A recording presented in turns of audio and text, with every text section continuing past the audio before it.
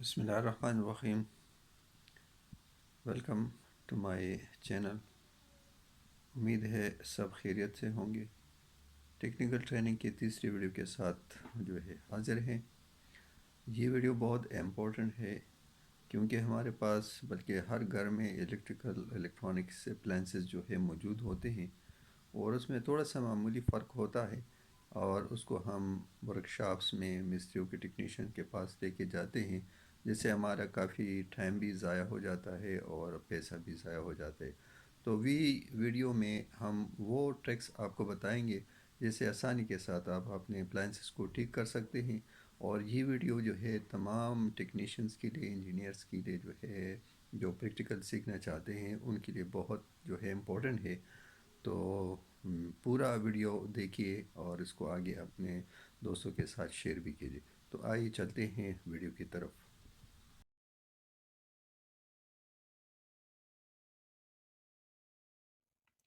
Transformer checking. जिस तरह मैंने पहले आपको बताया है कि ट्रांसफार्मर दो किस्म के हमारे पास होते हैं।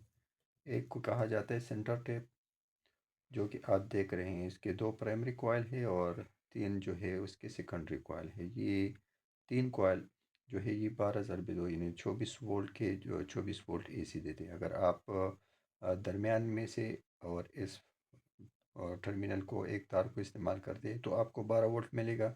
अगर इसके साथ आप इस्तेमाल करते हैं तो इसके साथ भी आपको 12 वोल्ट मिलेगा।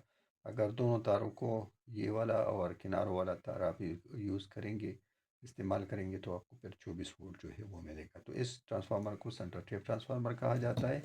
और ये दूसरा जो ट्रांसफार्मर है इसको बैलेंस ट्रांसफार्मर कहा जाता है। ये सेंटर टेप नहीं होता, बल्कि इसके दो प्राइमरी कॉइल्स होते हैं और दो सेकेंडरी कॉइल्स होते हैं। ठीक है। तो दो किस्म के हमारे पास, एक को सेंटर टेप कहा जाता है, एक को आम ट्रांसफार्मर, जिसमें दो कॉइल प्राइमरी के भी होते हैं और दो कॉइल सेकेंडरी के भी होते हैं। तो अब इसको किस तरह चेक करेंगे कि ये ओपन तो नहीं है या शॉर्ट तो नहीं है। तो सबसे पहले हम मीटर को, ये हमारे पास डिजिटल मल्टीमीटर है, इसको हम ओहम रेंज पे सेट करेंगे। जिस तरह पहले ये हमारे पास दो दो प्रॉब्स है, इसमें एक हमने कॉमन के साथ लगाया है और दूसरा हमने वोल्टेज और ओहम के साथ जो है हमने लगाया है। क्योंकि हमने ट्रांसफार्मर को अभी रेजिस्टेंस चेकिंग के ऊपर हमने यानी मल्टीमीटर के ओहम रेंज पे जो है चेक करना है कि आया ट्रांसफार्मर तो ओपन नहीं है या शॉर्ट सर्किट तो नहीं है। तो इसके लिए पहले, सबसे पहले जो है आप जो आपका मल्टीमीटर है ये ऑन होना चाहिए और आप इस चैनल सेलेक्टर की मदद से जिस आप ओहम रेंज को सेट कर ले। ठीक है, ओहम रेंज को आप सेलेक्ट कर ले। देखिए, अगर हम ट्रांसफार्मर को हम यहाँ पे देखें तो इसकी जो आपको इन्फिनिटी जो है, यानी हाई रेजिस्टेंस वो आपको शो कर रहा है। तो सबसे पहले जो है हम क्या करेंगे कि हम प्राइमरी कॉइल्स को चेक करेंगे और उसके बाद हम सेकेंडरी कॉइल को चेक करेंगे कि आया ये, पहले हम ओपन सर्किट को हम चेक करते हैं कि आया ये सर्किट ओपन तो नहीं है। तो इसके लिए हम प्राइमरी कॉइल के दो टर्मिनल को, एक टर्मिनल को हम एक प्रोब, मल्टीमीटर के प्रोब के साथ कनेक्ट करते हैं और दूसरा दूसरे के साथ हम कनेक्ट कर लेते हैं। तो देखिए, आप मल्टीमीटर पे आपको कुछ रेजिस्टेंस जो है, बहुत कम रेजिस्टेंस वो आपको शो कर रहा है, और जो कि आप 0 या 1.0 1.7 वोल्ट तक जो है ओहम है उस वो आपको नज़र आ रहा है। ये इन्फिनिटी नहीं बल्कि कम रेजिस्टेंस ही आपको शो कर रहा है। तो इसका मतलब है कि अगर इसको बिल्कुल हम थोड़ा सा इसकी स्केल को ज़्यादा हम कर ले, मेगा पे कर ले, तो ये आपको बिल्कुल शॉर्ट सर्किट में नहीं, आपको ज़ीरो रेजिस्टेंस शो करेगा। इसका मतलब है कि प्राइमरी कॉइल जो है इंटरनली तौर पे ओपन नहीं है और ठीक ठाक है। इस तरह फिर हम सेकेंडरी कॉइल्स को चेक करेंगे कि सेकेंडरी कॉइल आया ओपन तो नहीं है। तो पहले एक हम, जो कॉमन है इसका जो सेंटर टैप वाला है उसको हम लेते हैं, एक के साथ हम इसको चेक कर लेते हैं मल्टीमीटर, तो ये आपको ज़ीरो शो करेगा। इस तरह आप दूसरे प्रॉप के साथ इसको चेक कर ले, वो आपको शो करेगा। तो ये भी आपको ज़ीरो रेजिस्टेंस शो कर रहा है। तो इसका मतलब है कि ये आपका ट्रांसफार्मर जो है, इसके दोनों कॉइल जो है वो ओपन नहीं है और ठीक है। अब इसकी जो है हम रेजिस्टेंस किस तरह इन्हें आया देखेंगे कि आई जो है ये ट्रांसफार्मर शॉर्ट तो नहीं है। तो इसके लिए हम क्या करेंगे कि पहले हम प्राइमरी कॉइल का एक तार लेंगे, मल्टीमीटर के एक प्रॉप के साथ कनेक्ट करेंगे, और दूसरा जो तार है सेकेंडरी का हम एक ले लेंगे और वो आपको हम इसके साथ दूसरे प्रॉप के साथ हम कनेक्ट कर स्टाप वो कर लेंगे। तो अगर ये आपको जो है उसने कंटिन्यूटी मतलब आपने इस अब देखिए ये आपको इन्फिनिटी शो कर रहा है, तो इसका मतलब है कि ये प्राइमरी कॉइल और सेकेंडरी कॉइल जो है वो शार्ट नहीं है। अगर ये शार्ट होते तो फिर यहाँ पे वो रेजिस्टेंस जो है वो कुछ रेजिस्टेंस वो आपको शो कर लेता। तो इसका मतलब है कि ये ट्रांसफार्मर भी ठीक ठाक है। ठीक है, इस तरह और जो प्राइमरी कॉइल है उसकी रेजिस्टेंस बहुत कम होती है और जो सेकेंडरी कॉइल है उसकी रेजिस्टेंस जो है वो ज़्यादा होती है।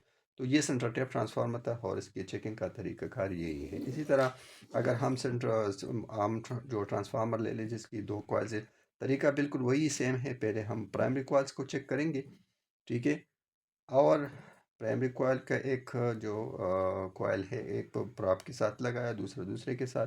देखिए ये आपको ज़ीरो शो कर रहा है, तो इसका मतलब है कि ये भी ओपन नहीं है बल्कि प्राइमरी कॉइल भी ठीक ठाक है। इसी तरह फिर हम सेकेंडरी को देखेंगे और सेकेंडरी के साथ हम इस तरह ये दूसरा प्रॉप हम एक प्रॉप लगाएंगे और दूसरे के साथ दूसरा प्रॉप हम लगाएंगे।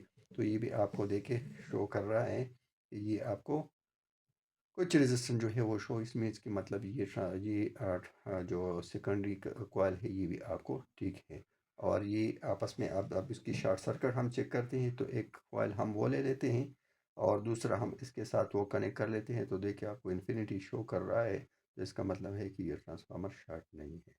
तो ये था ट्रांसफार्मर चेकिंग, जिसके ज़रिए हम ट्रांसफार्मर की ओपन सर्किट आपने देख ली और शॉर्ट सर्किट किस तरह मालूम किया जाता है वो भी आपने देख।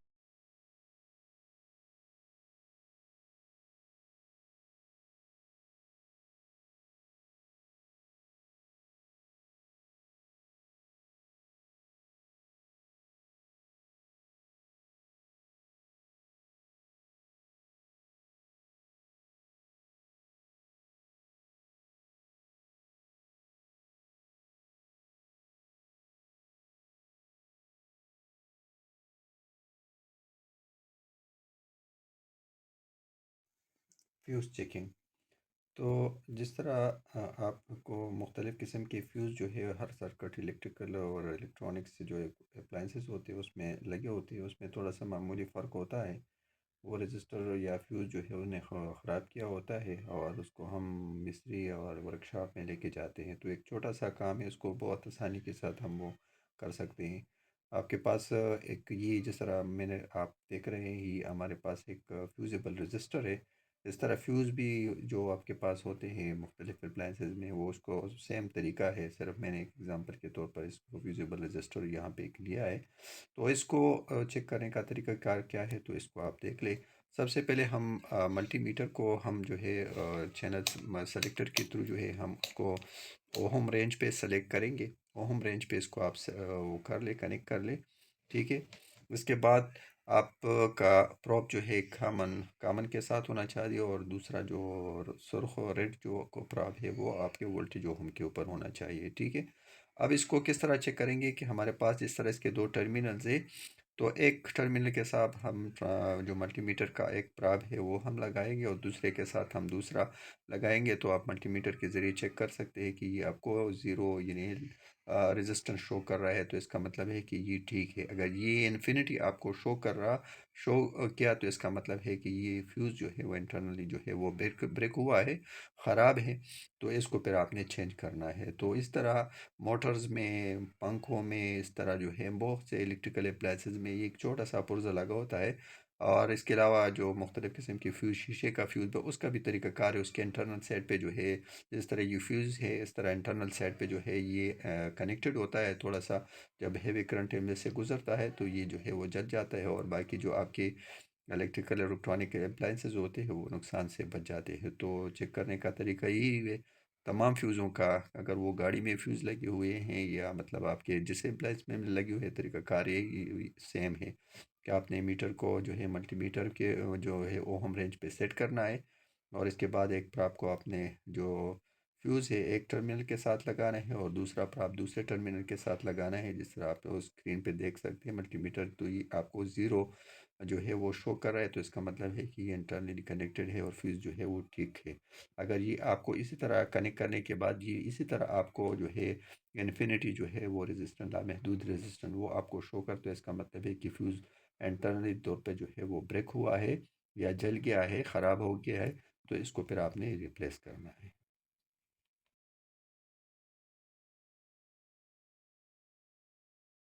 Diode checking. डायोड क्या है?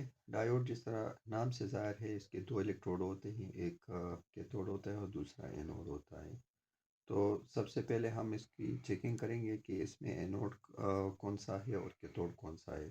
तो जनरल जब आप किसी डायोड को आप देखेंगे तो यहाँ पे आपको एक नज़र आ रहा है, एक सिल्वर सा एक सर्कल मौजूद है इस कोने के ऊपर। तो जहाँ पे ये सर्कल मौजूद होता है तो इसका मतलब है कि ये कैथोड है और अपोजिट साइड पे एनोड है। इसको आप मल्टीमीटर के ज़रिए भी मालूम कर सकते हैं। मल्टीमीटर के ज़रिए भी आप एनोड और कैथोड को भी मालूम कर सकते हैं, और इसके अलावा जो है ये डायोड जो है ठीक है या ख़राब है वो भी मालूम कर सकते हैं। तो आइए चलते हैं या डायोड को चेक करते हैं। तो चेक करने के लिए सबसे पहले आप मल्टीमीटर को ऑन करें, और उसके बाद आप चैनल सेलेक्टर की मदद से जो है सेलेक्टर की मदद से इस मल्टीमीटर को ओहम रेंज पे सेट करें, या अगर ओहम रेंज पे नहीं है तो यहाँ पे एक डायोड का निशान भी दिया हुआ है, इस डायोड के ज़रिए भी आप उसको चेक कर सकते हैं। तो अब देखिए यहाँ पे आपको जो हम इसको चेक करेंगे। सबसे पहले हम इसको मालूम करते हैं कि इसमें कैथोड कौन सा है और एनोड कौन सा है। अगर यहाँ पे बार ना हो, ये सर्कल ना हो, तो फिर किस तरह जो है आपको पता चलेगा कि ये एनोड है और ये कैथोड है। देखिए हमारे पास दो प्रॉब्स है, और ये इंटरनली जो है यहाँ पे लगे हुए, ये पॉजिटिव प्रॉब है, ये नेगेटिव जो बैटरी के साथ कनेक्टेड है।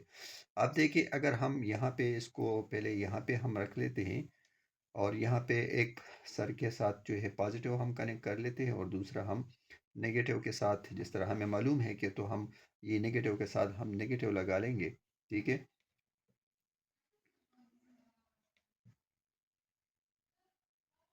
देखिए अब ये आपके पास, अगर इसको हम थोड़ा सा वो कर ले, तो यहाँ पे देखिए ये अब आपको ही कंडक्शन शो कर रहा है। तो इसका मतलब है कि ये हिस्सा जो है, जैसा जहाँ पे ये नेगेटिव प्राप लगा हुआ है, तो डायोड को जो कैथोड है उसको नेगेटिव सप्लाई मिल गई और एनोड को पॉजिटिव सप्लाई मिल गई, उसने कंडक्शन की।